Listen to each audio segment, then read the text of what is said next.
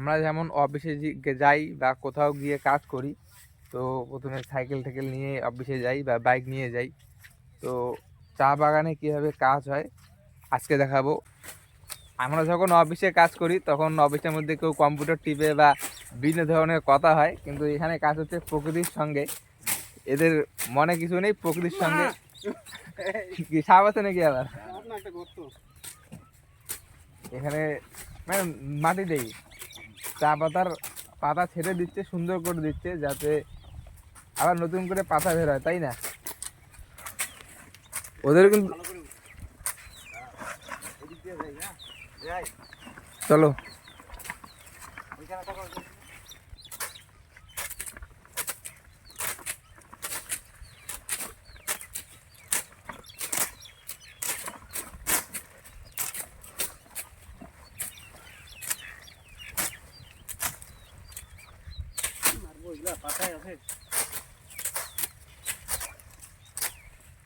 কিছু বলো। কি বলবো, এটা কেটে দিতেছি, এটা কেটে দিলে পাতি বের হবে।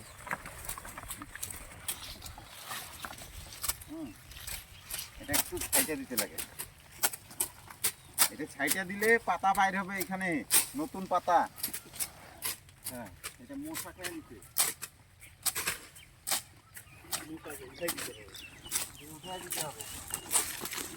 এই পাতাটা মশা খেয়ে নিয়েছে, এগুলা কাটে দেওয়ার পর নতুন পাতা বের হবে।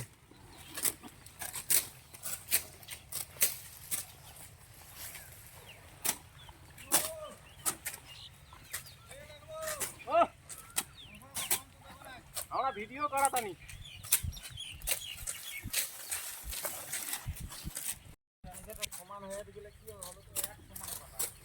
তারা কাজ করছে এইভাবে অনেক কষ্টে, তাদের কোমরের মধ্যে বস্তা বেঁধে রেখেছে যাতে খোঁচা টোচা না লাগে, ব্যথা না লাগে।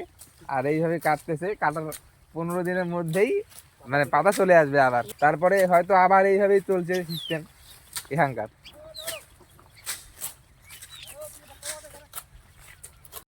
এই সুন্দর সুন্দর সবুজ পাতাগুলোকে দেখাবো কিভাবে মেশিন দিয়ে ওনারা কাটে, প্যাকিং করে, তারপরে ফ্যাক্টরিতে যায়। এগুলা কিন্তু চা পাতার ভাগ আছে, গ্রিন টি, দার্জিলিং টি, এরা কোনটি আমার ঠিক জানা নেই।